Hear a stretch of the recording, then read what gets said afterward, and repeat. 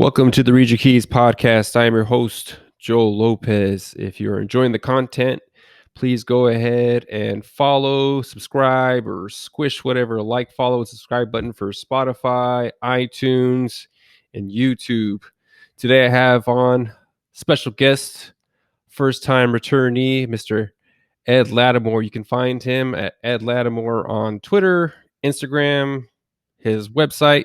He is Ed Latimore. If you ever pull up an Ed Latimore website and it's a white dude, it's not that Ed Latimore. That's not the one we're looking for. That's not him. Ed, welcome to the show today, brother. Hey man, thanks for having me. That's funny. I wonder if there's somebody out there who thinks they're gonna try and impersonate me, whatever. One of the cool things, Twitter has been taking a sweet time verifying me, and I'm certainly I'm not the guy that goes, "Oh, I got a bunch of followers, you should verify me." Nah, man, I got legit press and things out there, which is why Instagram and Facebook have verified me, but Mm-hmm. Twitter's taking their sweet time. But the cool thing is, it doesn't really it's nice to have, but I have my name, which is a lot harder to get these days. Especially my name isn't common, but with the how quickly, well, I don't say how quickly, how popular I've made myself over the past 8 or 9 years or so, I think it would be difficult to get my name now. Somebody might be an a hole and snag it and extort me. But now I have control and it's me, and I don't do any. I don't even come close to playing any games that'll get me suspended or banned. So Mm-hmm. and if that happens, I have enough people who have access to Twitter to where I'm not really worried. It's a game, man. It's a game you got to play. I see people complaining all the time about censorship and them, unfairly suppressing or banning accounts. And I've been around long enough to know that there are a few key accounts. Now, granted, they got connections ish, but if they haven't been taken down and some accounts have been restored, you probably said something, and to you didn't think it was anything. People have this weird thing, like they don't think they said anything crazy, and maybe they did, but once you have enough connections, it doesn't matter. But that's a side tangent. Yeah, no, I think about. I was talking to somebody before, and I was like, I probably go 60% on what I really think on Twitter because it's like, man, I'm not gonna go the full hundo and get banned. Like I like being here. I like talking. Right. I'm talking to you because we met on Twitter. It's like that's a pretty valuable resource. So Incredibly valuable. And on top of that, I always tell people really how valuable your opinions. Humans got this really weird idea that they need to be able to express whatever they feel whenever they want to. And look, I'm not. I'll be the first person to tell you that no one should limit what you can say, legally. hmm With that said, I'll also be the first person to tell you that freedom of expression comes with freedom of reaction. hmm You can say whatever you want. I tell people you can say whatever you want, whoever you want to. But if they decide that you pissed them off and they decide to go upside your head, yeah, okay, hmm maybe there's an assault charge. But look, man, you was asking for it. You can't all of a sudden then cry, man. It was just words. Like, nah, hmm yeah, it is just words, and he decided it wasn't. That's his Yeah, freedom yeah. of expression. I And think that applies to the tech realm as well, in my opinion. I think that's why I don't freak out about it because I was brought up where if you said something and you said it at somebody's house and they ain't like it, they're just gonna whoop your ass and then kick you out, right? hmm Now these guys are like, I should be able to say whatever I want and stay around. I'm like, okay, I mean, this is someone's house though, man. Yeah, yeah. That's interesting. Yeah, because I mean, I'll see a lot. I'll see some words and people will say them freely, and I'm like, bro, we didn't grow up saying that. That's not me. Like I grew up around all kinds of people. I listen to rap. Like I'm a rap aficionado. I'm old school, son. Like it was like, hey, was Park sums up like, damn, that ain't me. Yeah. You get it's disrespectful, but you also get stomped over here, son. These dudes over here don't play. And now you see other people like coming up and like, oh, so and so said it, or they get real familiar. I'm like, oh, I didn't grow up Yeah, that way, it's real man. interesting because what happens when you come up in those environments is the boundaries naturally sort themselves out. and no one has to write them down. No one has to tell you. You just kind of know that's not cool to do. That's not cool to say. Mhm. And if you do it, you're gonna have to. You better be able to stand on what you done, because there are gonna be consequences. Mhm. And that general mentality, I think that's very good for developing a person, Mhm. because I think within restraint we learn how to be free. I We think don't learn to be free with unlimited freedom, because we don't know what not having that is like. We mhm. have to figure out ways to creatively overcome issues, navigate and discipline ourselves. And that's just I think there's a lot of people.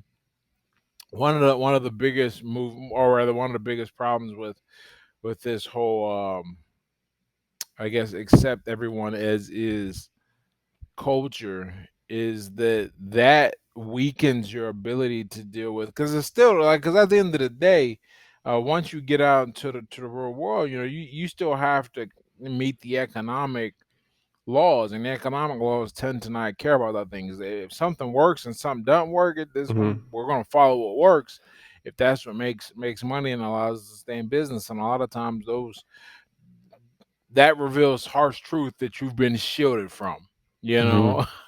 And if you want to, like one of my favorite things, I was thinking about it to the point, when I see an exception, I go point it out, because I'm just in awe about it. Is Mhm. whenever you see a pilot, I saw there was a pilot one time on my flight, man. It was a black chick, and I said, man, you must have had to go through some shit, because that is not like that. I don't know if she had to go through anything or not specifically. I do Mhm. know that pilots are typically older white guys. That's Mhm. just what Mhm. happens. There's no.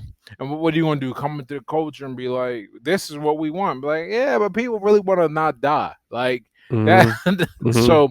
So if it's been working to keep people from dying, we're not really worried about diversity. And then now there's Hey, this were you? ad come You out. know what? The other way though is you could have been like, man, this pilot must be the best pilot ever because I don't know what she had to do to make it to be a pilot. Well, So she had to really want it, kind of like the inverse of that Chris Rock joke. It's like if you see a bunch of black dudes and you see that one white dude, it's like you better be aware of yeah. that one white dude because you don't know what he did to get the respect of those other black Well, dudes. here's the thing. We're talking about two different things now. We're talking about um what's the word for this? I guess social approval versus Mm-hmm. meritocracy. Almost, yeah. And at the end of the day, I just want the best person to do the job. I mean, for the job, if it just happens to be a bunch of white dudes or a bunch of black chicks or Mm-hmm. people with unicorn color hair, whatever, right? Mm-hmm. I don't care.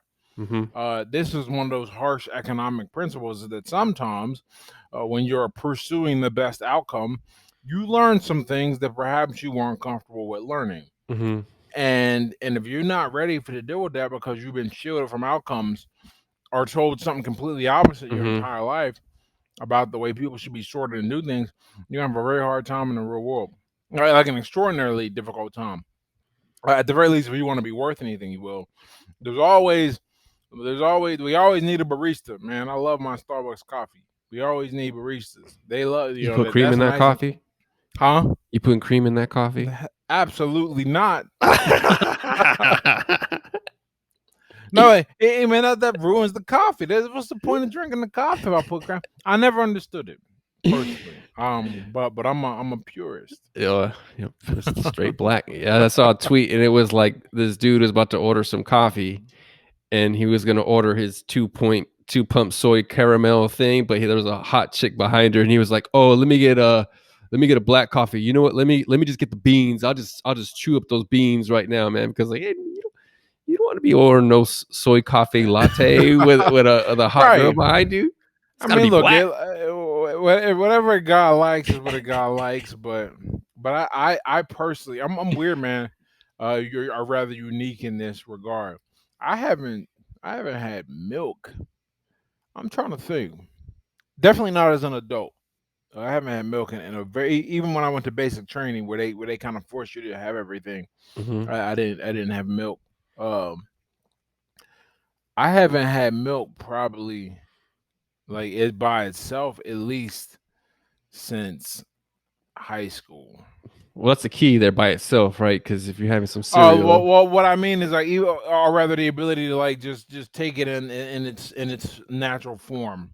So like, yeah, I've had cookies that like you need to use milk, but I haven't had like cereal where I'm putting, scooping hmm up the milk in the cereal, haven't drank it. It freaks me out, man. It's odd. It's disgusting.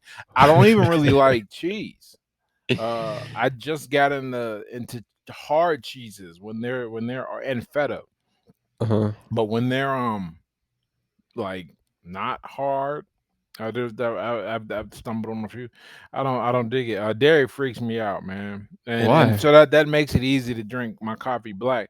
I have no idea. I think it just tastes funny, man. It tastes funny, tastes weird. I don't do yogurt. I tried yogurt once when I was like Yogurt, 5. It made me yes. throw up. Cottage Can't do cheese. yogurt. Cottage cheese is a Oh strange one to God, get. cottage cheese looks weird to me, man. Like I can't. The whole idea. I don't like my eggs runny. You know what it is? I think it's like hmm the whole runniness, like Mm. and knowing that it's like what it is. I just can't deal with it. So, I hey, never so have, even before I knew what it was. because I saw recently that you were talking about like during your boxing days, you were packing on 10,000 calories with no milk and no cheese. What? No way. Yeah, Yeah. you could do it. You just go. I'm trying to think. I mean, what was a typical day like after wake up because I gotta have breakfast because I was waiting. No, there's no fasting when you're training to fight. Mm-hmm. So I'm waking up and I'm putting away a meal, and a lot of times I would eat something at home, and then I get on the road and then like stop at McDonald's and get the breakfast sandwiches. I love the breakfast sandwiches. And then lunch comes around. I got to eat something before I go to practice. Plus, I'm hungry because your body's burning. I mean, when you train like that for a year or two, let alone 5 or 6, you turn yourself into a furnace that is like, Mm-hmm. yo, where's the next? We need to Mm-hmm. stoke it. So I have lunch.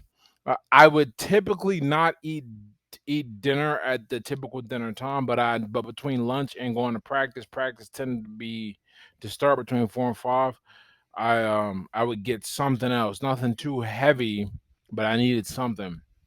And then on the way back from practice, because I was just ravished, I usually would stop and get a big get something, and then eat dinner at home.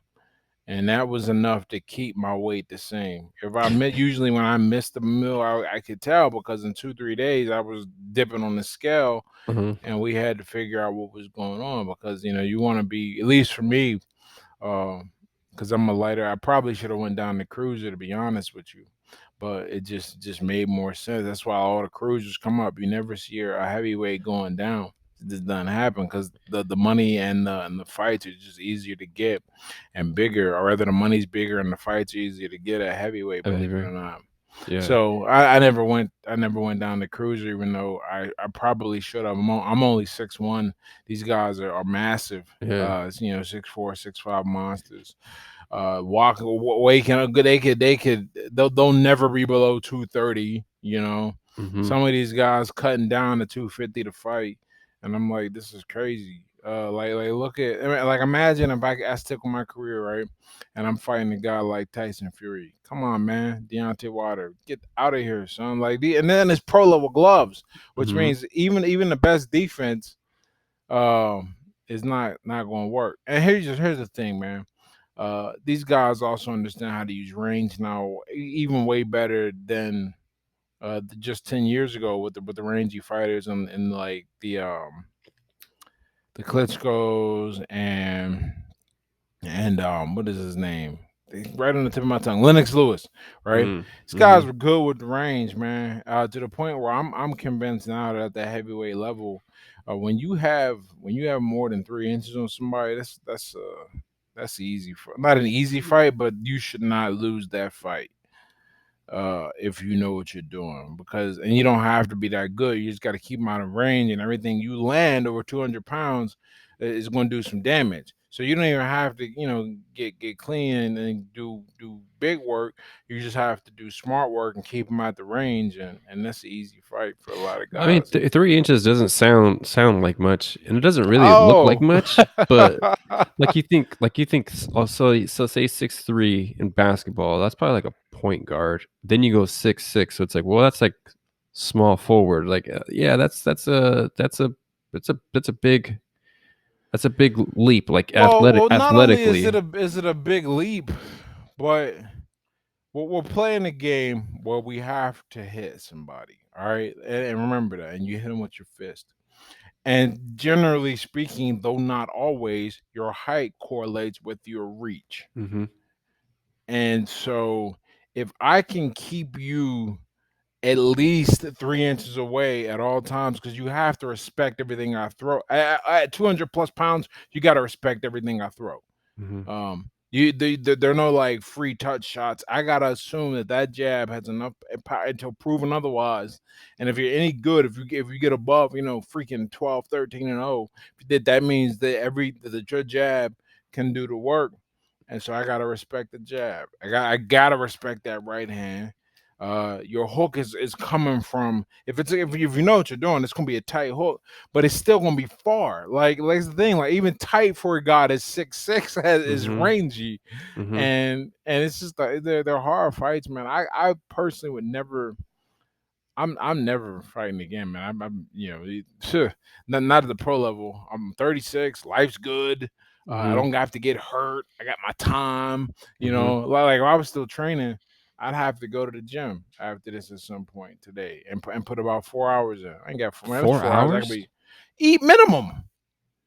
You Oof. gotta you figure. I'm trying to think. You got your rope and your warm up ish, right? That's gonna be like an hour because you're warming up. You're hitting rope for leg endurance and coordination and everything. Then you want to hit if you hit the bag. Remember, bag is done on the clock. Mm-hmm. So let's say I'm gonna go and put in. I should put in 12 rounds on the bag minimum. That's a good 12 hard rounds hitting the bag. So that's three, three, three, three with a minute rest in between. So we're looking at 36 minutes because I got 12 rounds Mm-hmm. plus in between each of those 1 extra minute. So we're looking at 40, 46. So okay, so it's about almost 50 minutes hitting the bags. And I got 2 hours done. I haven't even hit mitts yet, and you gotta hit mitts, right? Mm-hmm. And so, in the way my coach is, he can strike. We easily do an hour of mitts, man, because he don't pay attention to the clock. He don't care because it's about getting in flow and working technique at the same time. And that so 3 hours. But what I haven't factored in watching film. Um, what else would I be doing? That Well, that'd be your kind what of your break almost, right? To watch film to kind of cool down a little bit. Well, you're not. Okay, right. So physically, sure, my body is not nearly engaged, but when we watch film, we're watching film. I mean, it's Mm-hmm. a real study. Yeah. It's not just let's look at these fights and see these guys. Yeah. No, yeah, you're doing that. Maybe you're hitting the double end bag, which is still physical, but it's not. But it's more about that is the closest. That's the best hand-eye coordination drill out there. The double end bag, in my opinion, a good double end bag that's like pulled tight. And for guys who don't know, the double end bag is that bag that sits right. There's an elastic cord on the bottom attaching it to the floor, and an elastic cord attaching it Oh, yeah, to yeah. the ceiling, and there's the And it ball kind of right goes there. up. And that because it's elastic, you hit it and it comes back, and you got a time to hit it, and it's really good for Mhm. for head movement and punching. So you do all that, and then usually cool down with some shadow boxing. Yeah, yeah. I mean, 4 hours that's a good use of time, Yeah. and that's just assuming it's efficient. I mean, in terms of time up there, probably gonna be like 5 to 6 because I'm In the locker room well, and yeah, locker yeah. room. I'm recovering, getting water, getting coaching on the side. I mean, it's a difficult, time consuming life, and I just can't go back to it because Uh, because the ROI on that is huge. It's not it's ridiculous. It's not like I'm getting paid. mhm. I'm gonna get paid the same no matter what. Yeah. Nobody's paying me to be in the gym, paying me for the outcome of the fight. Yeah. And if I lose the fight, I still get paid the same, but the next fight, it ain't that good. What was the locker room environment like? I've been in football lockers, wrestling lockers. I think the boxing locker room that's got to be a different environment because in there you got different weight classes too, right? Yeah. So a lot of times, I mean, this has been my experience. I can't speak to everyone's experience. Right. Right. Um, everybody is a fighter, and fighters come with a different kind of background story into the game, right? And we all understand, there's not it's not like a glory thing. There's not. I mean, maybe you because all the big guys usually train alone or they run camps, so that's different. But when you're a communal like neighborhood gym, it's just a lot of respect. A lot of guys coming because coming because they don't have something else anywhere else. Remember, if you're athletic and if you're athletic, you don't end up in the boxing ring, at least not in this country. Mhm. Uh Initially anyhow. You end up on the gridiron on the basketball court. You Mhm. end up baseball diamond. If you're a white guy, you end up in the hockey ring, right? Mhm. Like it's not really that thing. So we all have that background of coming from rough areas, rough. So a lot of guys with former prison sentences. A lot of pros that did real time and then came out and used boxing Mhm. to take themselves up a notch in life. It's just it's a real humble environment, man. No, there's no drama or anything. It's just guys because why would you have drama in a place like that? You can go Mhm. fight. You, Yeah. you can glove up and spar, man. Nobody steals because everybody knows somebody and it's from a different kind of deal. Nah, I mean I really enjoy the locker. The That is one thing. I try to think about what I actually miss from fighting. Mhm. Yeah, the locker room environment. That environment in general, kind of what it takes to succeed in the gym, brings out different kinds of people. You don't hear a lot of talk about social justice and political correctness Mhm. in a boxing gym. That stuff has infected the mainstream sports. It's not really a thing where we're at. Yeah. And well, you were older when you went in, right? So it wasn't like you were a teenager too. So what's that like? Because you got grown men in there too, right? Like, Yeah, yeah. For a while, I was, when I first started, because I started as an amateur, and it wasn't really the thing yet for adults to be starting to fight seriously. mhm. I spent most of my time around people that were a little younger, and then I started training at gyms where it was MMA, and that made all the difference because MMA, the way it was coming onto the scene, it was a lot of guys who were like, I don't have to be an athlete, I just gotta have balls, which like we know is false, but that was the way Mhm. it was presented at the beginning. Mhm. So you get a lot of guys, a lot of my MMA guys, they were older than me when I was training MMA. They were older than me or my age. Not so much with boxing because there's a different portrayal and a different thought process around what it takes to be a fighter when you got to star and what gifts you got to have. So there's that as well, but everyone is viewed as equal. You know what I compare it to? It's like when I go to a chess tournament. There's a lot of kids, but there's a lot of old men. It's not an age thing. It's I mean, granted, there are not going to be any old men at the boxing gym outside of like Right. coaches, but Uh-huh. uh, everyone's there because of mutual respect and a shared ability and interest. Mhm. And so we don't really pay attention to that. You can learn from everyone too. That's the other thing. Yeah. Yeah. Because for me, being in like a football and the ones that was in and the ones that as a coach observing them too, there was, because it's different, right? Because you're fighting, it's an individual sport, whereas football is a team sport, so you kind of all rely on everybody. Everybody has different roles, so I think that's a different dynamic. But also what you said too, that boxing, yeah, you're not getting our top athletes in boxing, so it's a different. Right. Not They're anymore. not to Them say not days is not over. not to say that they're but not to say that they're not athletes, right? Yeah. They're just trained way different than you would, the like football is running, jumping, size. Boxing, you can still get laid out. I mean, I think we talked about Nate Robinson, right? Like, here's a fantastic athlete. Like, if you were going to say, hey, I have a great athlete to kind of start off with and mold, like you'd want somebody like that. Right. Um, And and what? you, and you know my coach always said it was like, man, you give me LeBron in 2 years, and if that long, he'll be heavyweight champ of the world, you know. Mm-hmm. But guys like that, why would he go and become heavyweight champ of the world. Heavyweight champ of the world right now, and he's a highly paid heavyweight champ. Unusual. Whoa, what we compare him? Anthony Joshua was making between 10 and 20 million a fight. It took Deontay Wilder a long time to make that because he wasn't as popular, even though he Mm-hmm. was in America. Uh, and that's not even a yearly salary for. Yeah. We're That's not not his even salary. talking endorsements. Endorsements, yeah. The not that Nike We're money, just yeah. talking what you get paid to go shoot the ball, man. Yeah. I think I remember vaguely back in the day when LeBron got signed. I think Nike gave him 90 million before he even suited up. Like, why would you go get punched? Yeah. Like, you got to really love it. And Mm-hmm. and I think most people don't like in terms of opportunity costs. I mean, there's no way you hear about Mm-hmm. guys choosing between baseball and football, not between boxing and something else, Yeah. because boxing's a different animal. It is. I It is. Again, yeah. The same thing, right? Most people would, if they had the choice between football and baseball, they choose baseball for that reason. They could have a longer career, make more money, Yep. guaranteed contracts. Whereas football, like, hey man, yeah, I signed this Nice bad contract, day. and but you know what?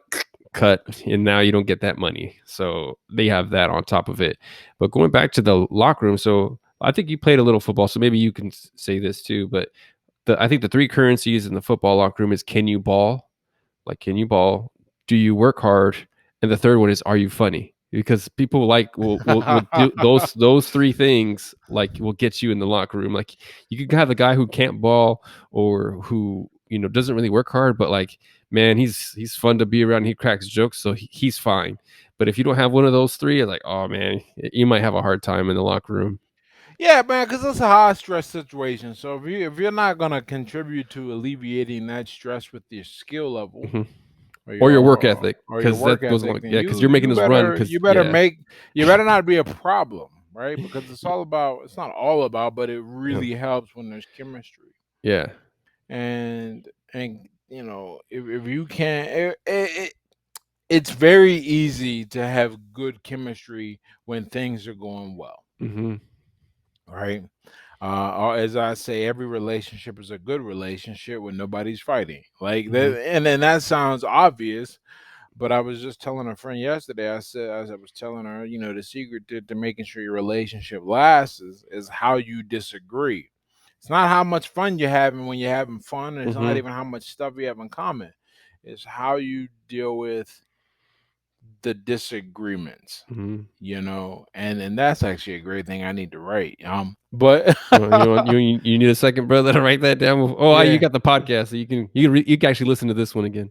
yeah, that's true. But nah, man, that's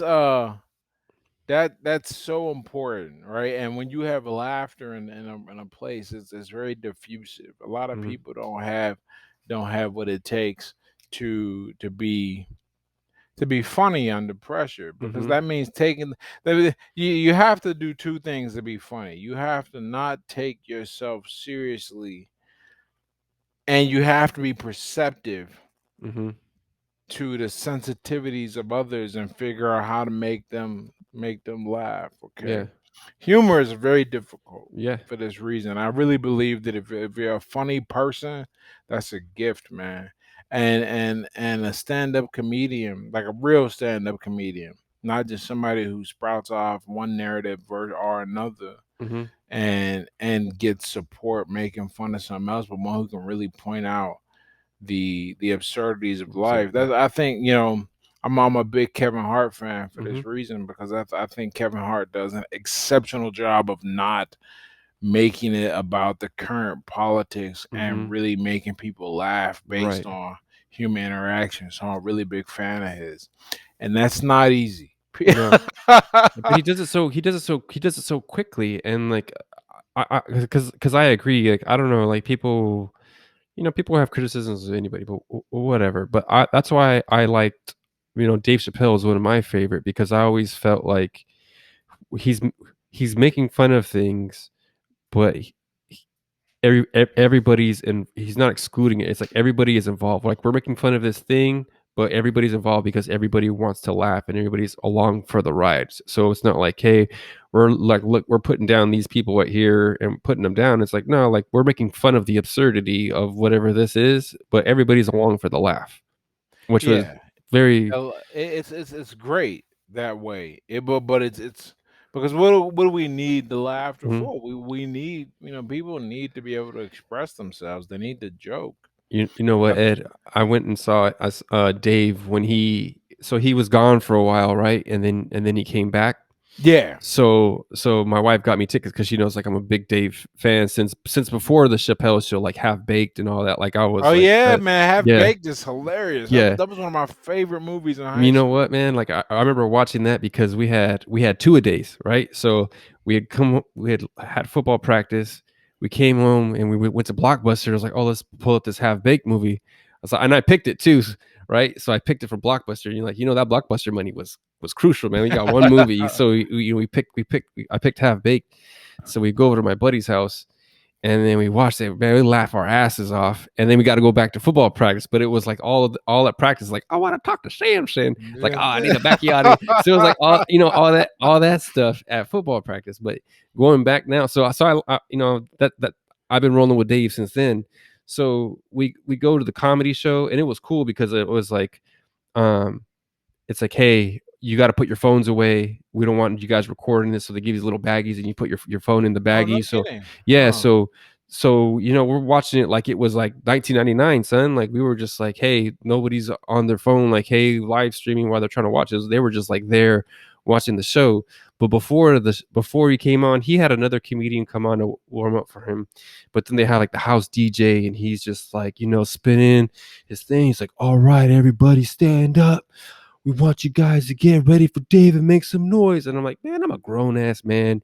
You don't tell me what to do. Like, I don't get hyped up for nobody, man. But then when Dave came out, I was like, oh, Dave, That's funny. Dave is right here. Look at me. That's Dave right there. Like I turned into like a teenage girl, like seeing the Beatles, and I was like, Dave. But I went from like, man, I'm a grown ass man. You don't tell me what to do, to Dave. He's right there. Oh my gosh, that's Dave. So That's funny as yeah. heck, man. I always wanted to see Dave Chappelle. He came here once and I missed him. Well, and by missed him, I mean I was broke. So Oh, that's uh, that was a while ago though. Now Dave came, I just buy the tickets and whatever. you But get the VIP, you get the backstage pass.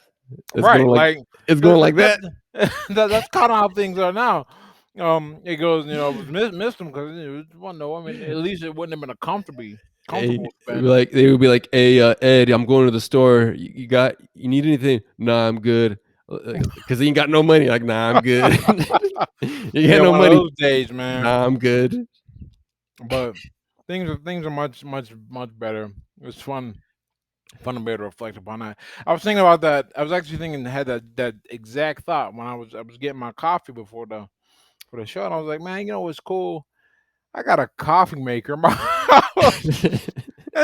And I just put the coffee. It's not like one of those old school ones. I mean, you put the coffee in, you fill it with water, but you press the button, walk away, come back 5 minutes later, got a fresh pot of coffee. Mhm. That's like some adult shit, man. Like Mhm. that's cool, Mhm. and it's a nice life, a nice situation, and you set up, you do it right.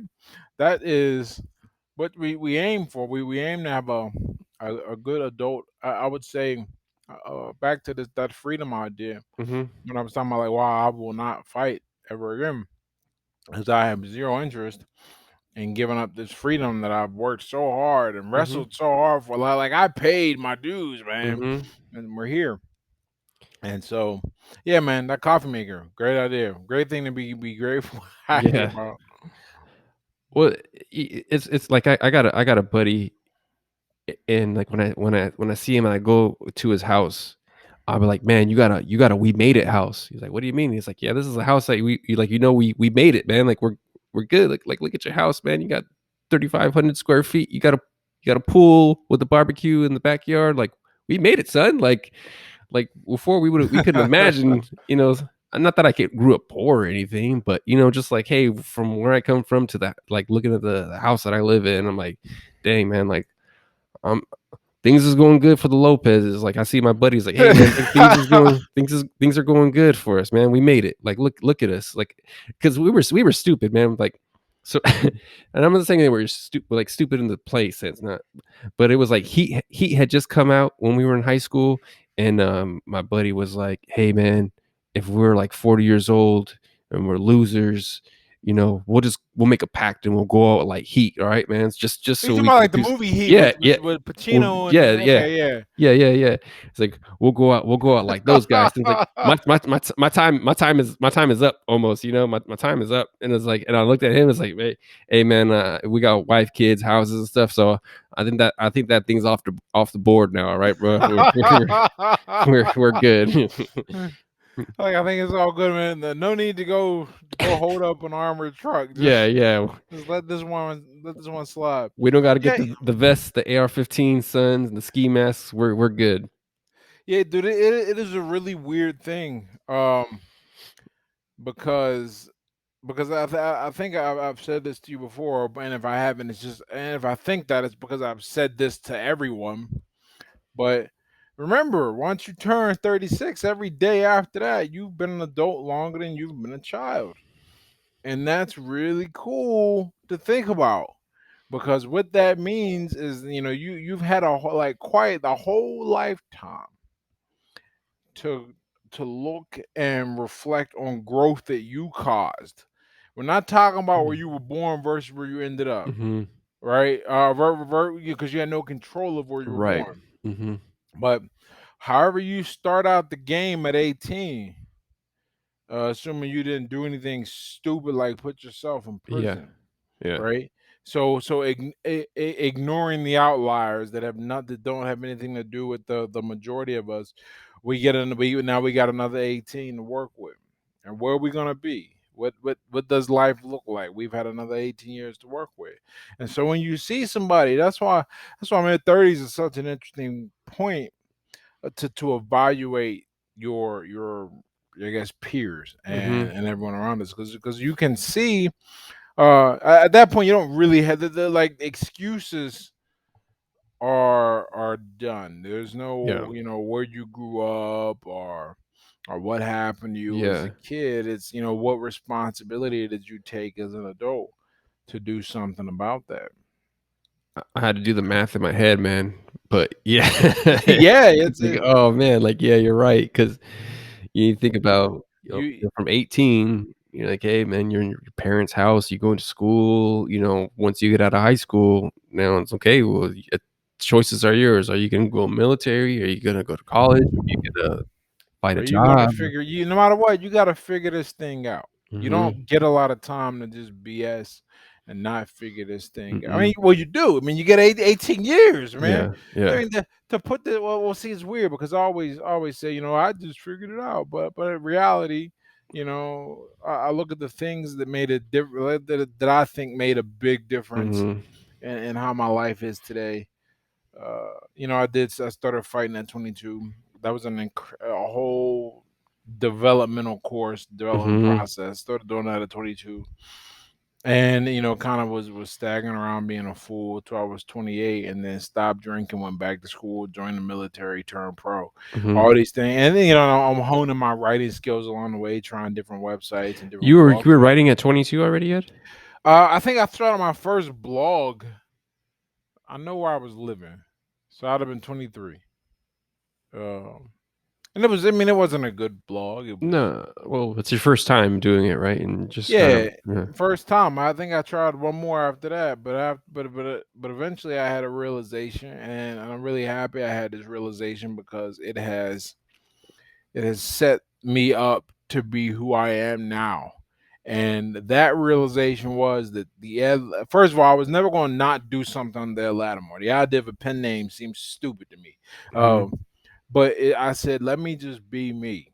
mhm, And let me not try to write to a certain topic because that topic is hot. Like I tried to come up with a dating blog for once because I was reading Rouge V and Chateau Hardest when it first came out, and then I got into like things about strategy, 'cause I was reading Robert Greene. I said I could do this too.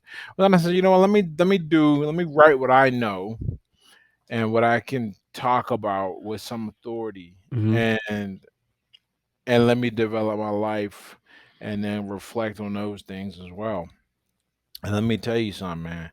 It is paid off tremendously because um I have a strong, we'll just say, personal brand, right? I mean, Mhm. I really hate that word, but Mhm. that's that phrase. But there really is no other phrase to describe it. I mean, Mhm.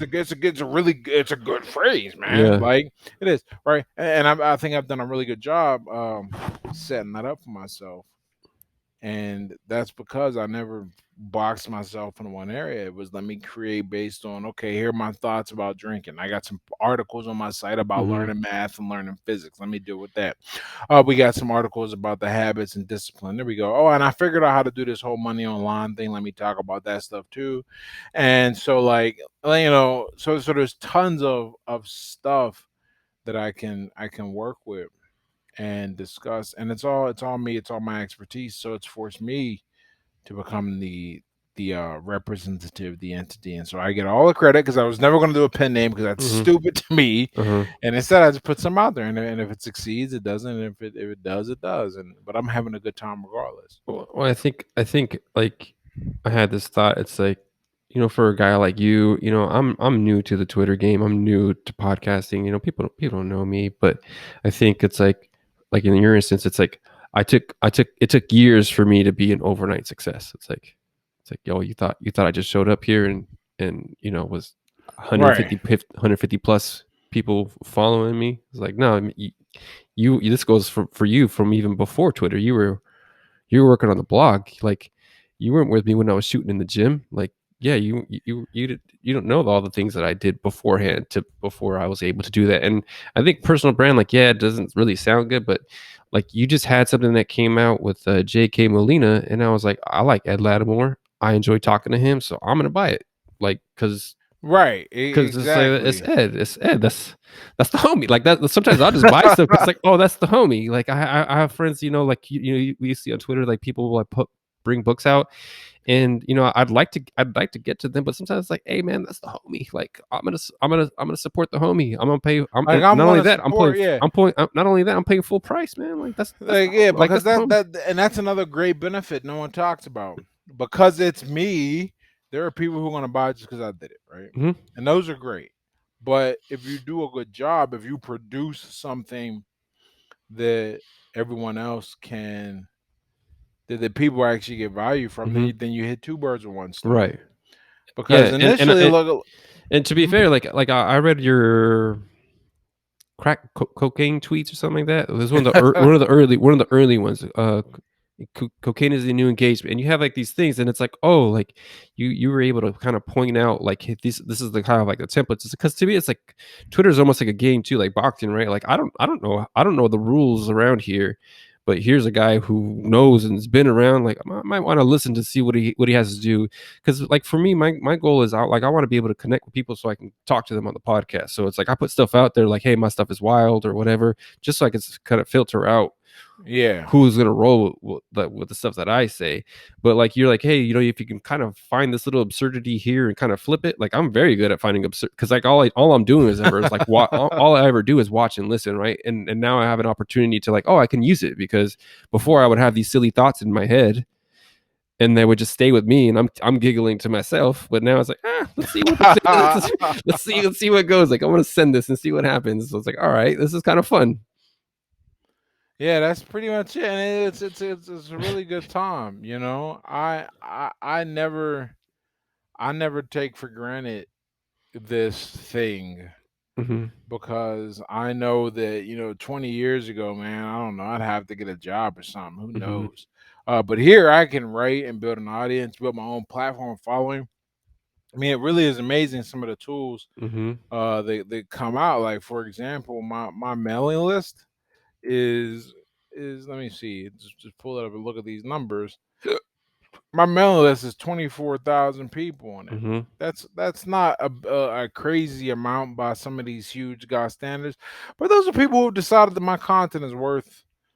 uh, checking out, Well, and that means a lot to me. I think to put it in perspective, like Stanford's football stadium might be 20 or 30,000 people. Like Yeah, it's like if you think of it in like that, that's from that standpoint, it's like, oh yeah, that's a lot of people that you can reach directly off of a platform. And it's like I could just send an email and reach, however whatever percentage, but still it's going out to 20, 30,000 people. That's pretty good. yeah. So it's good. I mean, you don't need. I mean, that whole 10,000 true fans thing is so true. Like, and people really underestimate the power of generating like what you have to. Once you have your 10,000 fans, whatever you do with them is your business, but that is a significant number of people. Mm-hmm. But it's not, but what percentage of it is what percentage of it or is it of even the English speakers? We're not even Mm-hmm. talking 1%. But from that, if you can somehow extract an average of $10 a month from them, then you're in pretty good shape. Uh, Even if you can extract only an average of $1 per month, you're gonna have a six-figure lifestyle.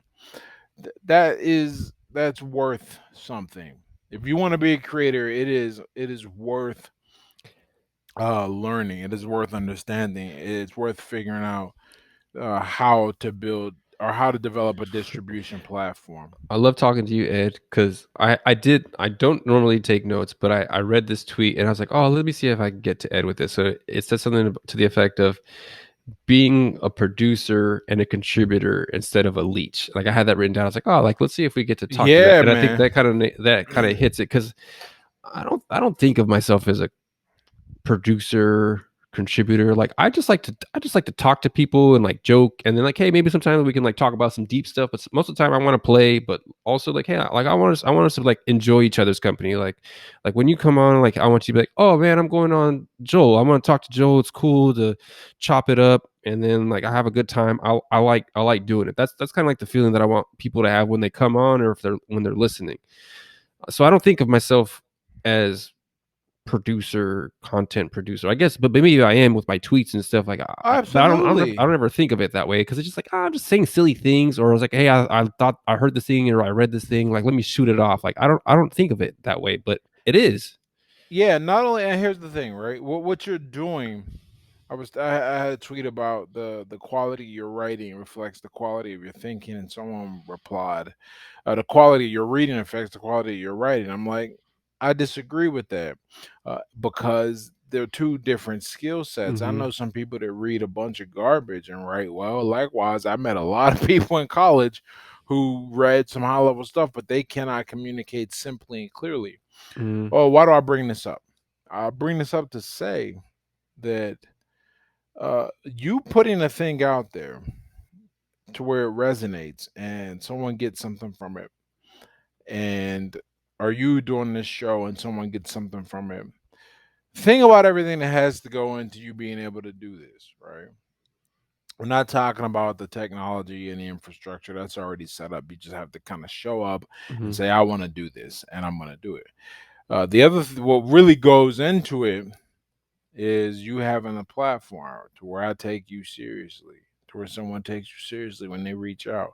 It's you having enough to say to where it doesn't feel like I'm pulling teeth when Mm-hmm. we talk. So I recommend you something else, and that comes from life experience. You know, it comes from understanding how to communicate in a way that people will listen to you when you talk. Now, you may not have consciously trained that, but you've had a series of experiences where you bumped up, you got the feedback, positive or negative, implicit or explicit, and you just kind of ran with it. A lot goes into it, and you've decided to use that to put something out into the world, and now you'll continue to do that. It's like a self-fulfilling cycle, right? You Mm-hmm. put something out, you get good feedback, you do it again, you get better, better, better.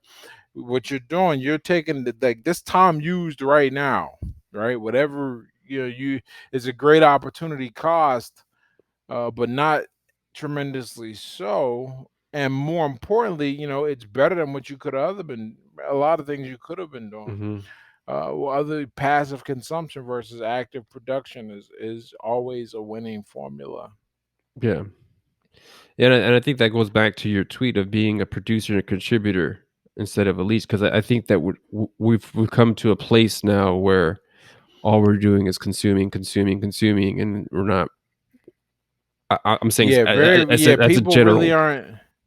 Yeah, it's weird, man. People aren't like they're not doing what they need to do. Mm-hmm. At least in my opinion. And Mm-hmm. when I say doing what they need to do, I guess I need to be a little more specific when I say that. Uh, well, people are much more interested in what kind of sedates them and gives them comfort. Mm-hmm. If you can sedate, and that's cool. But some of us, a lot of us, I would say, are not built that way, and so we have to find a way. That's what expression is, really. Mm-hmm. That's our Yeah. way of fighting back against inertia. It's our way of bucking comfort. Mm-hmm. If you use that expressive medium correctly, it should develop you. And Yeah. if it develops you, then you're going to have a lot more options and a much greater time in life. Well, one of the cool things about producing, for example, is you really don't, you stop worrying about the rest of the world around you for a moment. You do this Yeah. enough, you realize that your life is a lot happier when you're making stuff, when you're doing what makes you Right. happy, That's as that. I think opposed it's to 100% consuming the accurate. news and being angry. Yeah, I think it's 100% accurate because I work at W2. It's not fun. I don't. I'm not doing. I mean, when we were in the office, I would do this with, people who are around me, but just kind of taking this like a snippet. It's like, well, a lot of people don't have anything going on outside of like, hey, we're here, and then when I go home, I consume. And so when we're talking about things, we're talking about the consuming parts, not like, hey, I went out and I did this or I created this.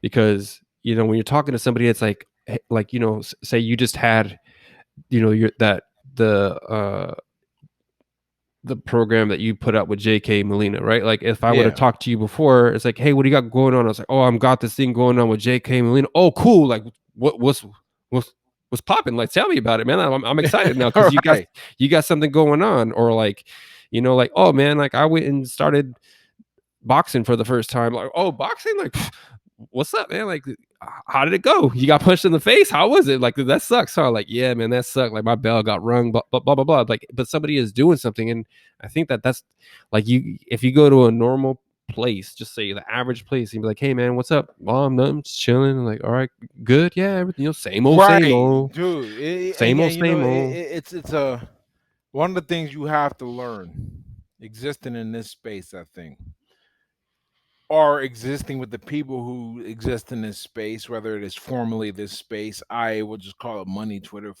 Mm-hmm. labeling purposes, or Mm-hmm. anyone who's really producing, is when you get around people who are consuming, the conversations are predictably like dull. Like you know what they're going to say and you know what they're Mm-hmm. going to talk about. And so you have to be, you run an interesting. You got to learn to communicate differently because you can't really. If you talk about what you're doing, there won't be that much to to Mm-hmm. discuss. You got to find different ways to connect with people, and that's really I think the one of the gifts of this lifestyle is that most people don't have it. So when I communicate with them, I have to figure out a different way to connect with each individual. That's Mm-hmm. just using, I like to say that's just using what's around you to improve you. Every situation in your life has the opportunity to force you to grow, Yeah. right? And so it's up to you to seize it and then do something about it, you know? That's funny that you said. I remember I'm big on like football coach wisdom. I remember Hmm. like I graduated high school and I was in college. And I was playing football in college, but I was working a job and my coach asked me like, "Hey, what's going on?" I was like, "Oh, I'm working my job." It's like it sucks, blah blah blah. And he's like, I'm not. I was like, "I'm not learning anything." He's like, "You're not learning anything?" Oh. I was like, "No, I'm not learning anything." He's like, "Did you learn that you don't want to be there?" And There I was you like, go. "Oh, like yeah, yeah." So like, what are you gonna do about it? Like you learn that you don't want to be there. Now what are you gonna do about it? And once he said that, I was like, oh dang, like he's got a point. So I always appreciate that about sports and sports coaches. I was, like when you talk about like watching film. I always loved watching film because like there's people who like, hey, I enjoyed the sport, but like I really like football was my first love. Like I loved like my family, I loved Jesus, and then I love football, and then I met my wife, and it was like she was the one. So like when people like it was something that I was really passionate about. So like I really enjoyed watching film, but I was like so much about what like you learn is you learn like, hey, what are your strengths and weaknesses? Because you can see like, hey man, like if you're good at doing this, say rushing the passer, because I was a pass rusher. But then when they ran the ball towards me, it's like I was real light in the ass. So it was like, all right, like like we know, like hey, we got to protect Joel when they're running the ball. It's the same thing with boxing, right? It's like hey, like I think even more so in boxing because in football there's so many things that go around, but in boxing you're exposed. So if you know in a fight like hey, I can't be at range at this guy, then I'm gonna be in big trouble. Then I need to like I'm not the boxing guy. I'm just trying to use that just as an Yeah, athlete. But you very much have to know what your limitations are, and film is one of those that it helps expose you to. Like, hey, if you're gonna go into a fight, you really have to be aware of your limitations and what your strengths are, so you can fight to that.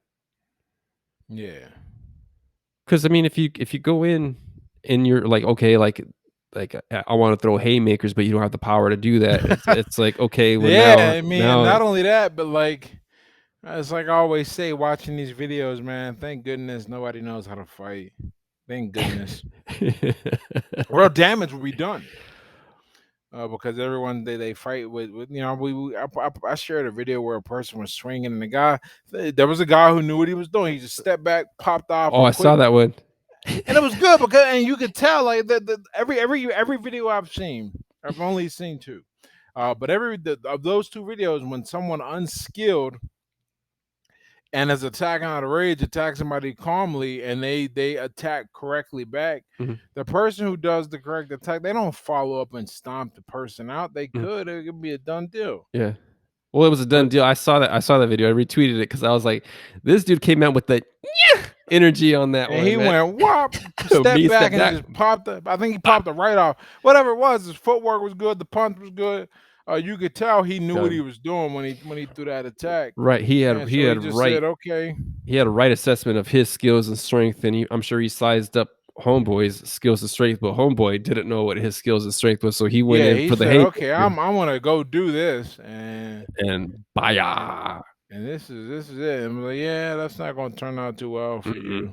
Mm-mm. Not a good deal. Have you ever got into a situation? Because now it's different, right? You're outside of the ring. Nah, No, no, you no. know I'm what? not, I'm not even talking about fighting. I'm talking about like right assessment of skills and limitations. Like, hey, I'm pretty sure you get presented with lots of opportunities, and Oh and yeah, you'll be yeah, like, and hey, you know what? My skills, or this is gonna expose me in a way. Not that I'm saying to expose yourself, but just like, hey, this is I know what my skills and my strengths are, and I know my weaknesses are. If I operate in this outside of this, I might put myself in some trouble. yeah, absolutely. And one of the things I always I do read now, a lot of people reach out to me to do something, and I'm like, yeah, that's not for me. Like I cannot help you in the way you think I can help you. And that's Hmm. me recognizing the limits of the platform, the limits of my interest and attention, uh my how I'm perceived and whether it'll work or not. I mean, but like it takes a lot. Like when we did that launch just now, we got another thing coming up, but that works well with our skill set. But that we were talking about JK, that worked well because I took one look at that and I said, yeah, this is me. I know exactly what to do here. The perception aligns with my abilities and skill set. We're good here. All Hmm. right. A lot of people are going to look at that, and I made sure I stressed this in the breakdown of that launch. I said you got to make sure you do what makes the most sense for your ability and skill set. Hmm. Not everybody's created the same. Mm-mm. My skill set just happens to be words and Twitter, and I really hone that in general with my blog and my newsletter. So I like writing, so it makes sense that I'm going to do anything that involves writing on a platform with words. I'm gonna kick ass with it. Hmm. everyone else, a lot of people don't see that, they don't get that, and they see an outcome and they're like, oh, let me get that outcome. Mhm. You don't get But you get people in the DMs like, "Hey man, we got this booty juice oh, I do soda." all the time, and I look and I go, how can well because now and this is the thing, when you're coming from a position of strength, it's a lot easier to discern something. It's a lot easier to turn something down. It's a lot easier to walk away. It's a lot easier to assess Mhm, if a situation's worth getting into, or rather you can be more conservative in your assessment when you are in a position of strength. Like I just don't need, or nor do I really want, most opportunities. mhm, So most that come to me, and the person hasn't done their research, they haven't looked in to see what I'm about, to see if this makes sense, mhm, or they're of questionable character, things that I need. So I'm always looking for some reason to not do a thing with someone, mhm, right? mhm. Because that's how it's got to be at this point. Yeah. I think I've safely hit the inflection point where I'm looking for reasons to say more no than yes. When you first start out, you got to say yes more than no. Mhm, But if you're making any kind of progress, you got to say no more than yes. mhm. That's what how it should happen. Right. And I don't, and or rather, well, I've gotten much better at this now, particularly opportunity. I'm like, no, no, no. Yeah. Well, you got to pay me for that. Yeah. That's another thing. A lot of people don't want to pay. They want to give something up. I've gotten a I lot more don't get comfortable. that. I don't I've get that, man. gotten a lot more comfortable going. Well, you got to give me this, or we ain't doing nothing. Yeah. Because I don't get because that's the thing. You spend enough time around this space, and look, we're all human, and it's very human reaction to think I've had a conversation with this person, we are cool, and you want to act like we're cool. Nah, I don't know anybody. Mhm. That's how, if I, even if I met you in person, if you come to me with that bullshit, I'm gonna be like, come on, man, Come on, you son. know that's not a good deal. Here's what I need for us to work together. That's more or less how I look at things Yeah. now, where First of all, it's I like, would never do that because like, yeah, but yeah, you don't come on, son. You remember that Ed Lover? Did you ever follow Ed Lover? He would come no, on but like I know what you're talking he'd be about. like, "Come on, son. Come Get out on, here son. with that BS." Like it's not reasonable. Like what do you expect? Like why would you think that's gonna work? Like people will approach me with a smaller following and want me to ask me to affiliate and offer me 40%. And I'm like, right, that you don't understand how this works. I'm gonna use this as an opportunity to educate you. I have the leverage. You're not gonna make nearly as many sales with me. You should be offering me 60%, not the other way around. Or the Like, but minimum, I would I'm gonna think. call the difference at Yeah. 50-50. Yeah. And people think that's actually one thing I've learned working with a lot of different people doing a lot of different things is that a lot of guys will think they are the piece of leverage. Mhm. Like they don't realize, they don't accurately assess what they bring to the table. I got the They idea here. they think we're Uh, equal, and I'm like, nope. And before I would just kind of go, "No, now I tell somebody, look, if they don't, if they come incorrectly, and now I have to, because it'll just save me time and energy. well, it'd be e yeah, and when you say equal, it's like, okay, we're equal, but when Floyd Mayweather like me and Floyd Mayweather are equal as people, but if I'm gonna get in a fight with Floyd Mayweather, he's gonna take Right, 99.999% which of the is what profits. he does, and Right. guys complain, and it's Yeah. like, yeah, but Yeah. you got to remember, it's Floyd. He said it flat. He's like, you can fight with me, and you can make the most you ever made in your life. Right. I don't think people understand that. It's like you can be so Uh, smart but miss that. So I guess yeah, that's kind of human you fight nature, with right? me. You take 30%, but it's gonna be more than you're gonna make anywhere else or Mhm. ever again. So 100% you of decide. nothing is nothing, right? So like you'll make 100% of nothing on your fantastic idea. Granted, it's a great idea, but you're still making 100% of nothing. Or you can roll Right. with me and we can make some dough. We can actually do something here, Mhm. right? But Mhm. if you want your ego to get involved, you and your ego go. Ed, how much You would it know, cost for you to punch somebody? Be like, hey, Ed, I want you to punch me $1,000 for wouldn't Ed do it, Latimore. man. But you know why I wouldn't do it? Because I know how to punch, and I know. Look, if somebody came to me and said, "Yo, man, can you punch me for money?" Right? Mhm. and a Because part of that too, like the thing is, everybody as kids was like, how much would it take for you to fight Mike Tyson? And be like, oh, $1 million, man, $1 million. So now we're doing that to like yeah, in a sanctioned bout, sure, where I'm able to defend right, right, myself. right. But just like a But straight if I'm hit, just going to lay bah. into you, I wouldn't do it because I'll kill you. And that's not a knock. That's nothing great about me. Yeah. It's just that I'm 230 pounds and I know how to throw a punch. Uh huh. You probably aren't 230 pounds and you don't know shit about how to roll with one. Mm-mm. So it will probably kill you if the punch doesn't kill you when you hit the ground. You're gonna die. You're probably gonna get a Uh-huh. subdural hematoma, and there's no write up. We don't have those laws, so I'm going to jail no matter what, just because you said it was okay, and Have ruin to your fill, life for what? have to, So a stupid story. I'll fill out the contract. Yeah. Dead. Give me some. How many McDonald's breakfast sandwiches do we need Right, like to put? man, people are out of their minds, man. Like I have never. I'm not just you just see a lot of crazy shit, man. There was this thing going around for a while. You knew you made it when you got the message from this guy where he was like, I'll give you 10 grand to come beat the hell out of me, and I'm like, nah, son. So I That's shared it when it happened on Facebook, and a bunch of other local fighters were like, yeah, man, I got that man. I'm like, this dude is out of his mind. I don't know uh-huh. anyone who's taking it yet because we all understand, Yeah, it's like like, this is. like anybody with real skill knows you can't fight regular people. Mm-mm. I will. Here's what I'll say. I heard a story today, uh, where they just escort they had a date duct tape a dude on the plane, on the Frontier plane. I don't know if you heard about this. There's some dude Uh-uh. he got drunk on the plane. He was grabbing chicks' titties, punched the dude, so they had to restrain him. And he's yelling about how he's worth all his money. They restrained him. Dude's going to do time, whatever, right?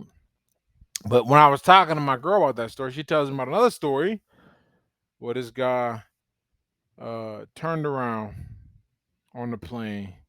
Woman was with her crying kid and said, "Can you shut that?" He said either half breed or half N word up Mm-hmm. and punched it because it was a half breed. Punched The the kid? kid. Yeah. Damn. I've seen a bunch of guys say this, and I don't have kids yet, but I'd imagine I'll have a similar sentiment. Because I more or less I have that sentiment about my girl now because I know she's not gonna get me into any trouble. She ain't crazy. She's earned that. When we first started dating, I told her I'm not going to jail for you. Now, if Mhm. somebody touched her, or hit her, yeah, because I Mhm. know her. I Mhm. know she didn't entice that. Now I gotta. There's certain events you got to make peace with. Mhm. We'll be like, all right, either I'm gonna die or you gonna die, or be injured. But this can't go unchecked. I got to make sure you understand that there's a problem, and it's not emotional, man. I just gotta make sure you don't do this shit again, Mhm. and send a message Mhm. to everybody else out there. That's what it's about. So if I had kids, man, I'd break somebody's jaw, Yeah, I because guess stop. break somebody's jaw, or hit them so hard, they think they're gonna die. Maybe rupture the liver. That's the people don't, man. Once you know how to punch, like I probably won't do unless the intention is to like kill them, and I don't have that intention. And that's what Mhm. I mean. Look, when God forbid I ever lose my shit, they'll find this podcast and be like, he knew what he was doing. You gotta give him at least, volunteer. You gotta give him at least manslaughter, right? Um, but I'll probably never like go get somebody's head with a good punch, especially with some concrete around. I watched one time, I'll never forget it. I watched these dudes drunk get into it. Dude just sucker punching, boom, fell to Mhm. the concrete immediately. Fortunately, dude didn't die. Mhm. He just got right up and was cool. But like could have won a Yeah, could have I won. saw there was a guy in Vegas a few years ago. He was just standing in line, and somebody didn't like the way he looked at him, and he punched him. And then he fell and hit his head, and he's gone. He had like 3 or 4 kids. Like, dude was It's crazy, just, yo, and just out. your life is over for that. For what, a Yeah. punch? I saw a story. It was in a Dunkin' Donuts, Damn. and I guess it was an old white dude, and he called the guy behind the counter. He called him an N word. Guy behind the counter, 22-year-old kid, got out, said, "Say that again." He said it, went across his jaw. Old man fell, died. Now the kid's doing life. Okay, like like I said, man, freedom of expression, but freedom of consequences. Yeah. And you knew what was going to happen. Maybe you didn't know that was going to happen, but Yeah. So, it's oh man, unfortunate. yeah, that's crazy, man. Hey, how long would it take me to learn a punch like that, Ed? Can I do it? Can I take it 90 days? Nah, because here's the thing. I know how to punch like that against a thing that doesn't want to be hit like that. Mm-hmm. Like I can teach you how to punch like that against the bag. The bag don't have any defensive skill. The bag doesn't curl back. But I know how to change the direction of Hey, my I fist. got long arms, man. I don't know if I get any power from And these. it's got nothing to do with your arms. It's all about the core. The arm just it's why I was actually Uh. coaching my girl on this today in lifting. That I was showing her. I was helping her with her bench press technique. Mhm. And I said, you got to remember, your arms really don't make a difference here. If they just move the weight, and Mhm. they happen to move the weight because to activate your chest muscle, you got to move your arms. But the reality is, I need you to imagine that your chest is moving the weight, and that is just a much bigger, sturdier thing. So when you get this imagery right, that it's your core and your chest on, or you can probably lift more than you think, because Mhm. most people think it's the arms, Yeah. and the arms not really. The Yeah. arm will go where you tell it to go, short of you putting too much weight on the bone and it like crumbles. But that's like impossible. Yeah. But instead, it's like all the internal muscles. The trick is learning how to work those. It's the same with a punch. Uh, I think about what I got to do. I got to ground my feet. Gotta Mhm. make sure I'm grounded completely. Then I gotta sit my ass down to grab all that energy, because the way force works, equal and opposite reaction. So as I push down, the opposite reaction from the ground is to push up, and then I gotta direct that force through my hips and twist and get a rotation. Because when a thing rotates, uh, physics lesson for you, rotation is always acceleration. Mhm. Straight line movement, not necessarily, but rotation is always acceleration, and force is mass times acceleration, not mass times velocity. Which is why when you get a good rotation on a punch, it's good. Good, Mhm. boom, just get in there, Snap, get huh? it great. And the last part is that snap, because more physics for you. They don't teach this stuff in boxing because not a lot of physics guys in boxing. But No. there's something called impulse, right? And what I want to do is I want that punch to be in contact with your face as short as possible, not as long as possible. And if this is counterintuitive, that's because it kind of is. Because every moment my fist is in contact with your face is a second that the force is distributed by your face and grabbed to the rest of your body, and is a slowdown of the force. This is the exact reason why airbags work. Mhm. An airbag comes out, and instead of you hitting the dashboard so fast with a short amount of time, like it's like a split second that you crack, and that's the force. Instead, you hit something, and all an airbag does is increase the amount of time you're in contact with a surface. Mhm. And that's what I want to do. Now I understand all that intuitively. A good fighter understands all that without the terms, but I know that I want to move around and then just pop off. That's why if you Ah. watch a good body shot in boxing, a great body shot will he'll go boom and step off, and then the fighter it'll be a delayed reaction. His Mhm. hands should be back and ready to get up before the fighter goes, "Oh, I got to take a knee." Mhm. It's good. It's a good punch. All knockouts, a good knockout is from boom, boom with the quick, just 1, 2, put them down, or a hook where it's a rotational movement. Hooks while hooks, it takes um well, your jaw is on a hinge, so it moves a little more this way than or this moves. There's more movement than up and down, which is why someone calculated it takes 3 times as much force to knock somebody out with a straight line punch than it does with a hook, because a Hmm. hook has rotational Mhm. energy behind it, and it's hitting something that is not as it has more what are they called, degrees of freedom, like your Yeah. jaw can move sideways and up and down. Fighting's a fantastic thing. The point of me bringing all that up is it takes a very long time to be able to do all that without thinking, under duress against a moving target that in many cases doesn't want to be hit and is Yeah. actually hitting you back. Appreciate that, brother. I think it's time to wrap this bad boy up, man. As always, I appreciate you. Ed is the first second time guest on here. So you just made Reacher Keys history, brother. I know you didn't know that. But I know that you were thinking about that, and we're so happy about that. But he is Ed Latimore, folks. He's great to talk to. Consider him a friend. I wouldn't hit him up for money or anything crazy like that because I'm not crazy like that. But he is Ed Latimore. You can find him on Ed Latimore on Twitter and Instagram and his website, Ed Latimore. You can find his work there. I'm a supporter. I'm a fan even before I had him on the podcast the first time. I appreciate him. The dude throws punches and punchlines. He's fun to be around. So go ahead and give him follow, likes, throw some cash at him. This is the Read Your Keys podcast. Subscribe, like, smash, squish, do all those things. Thanks so much, everybody, for listening.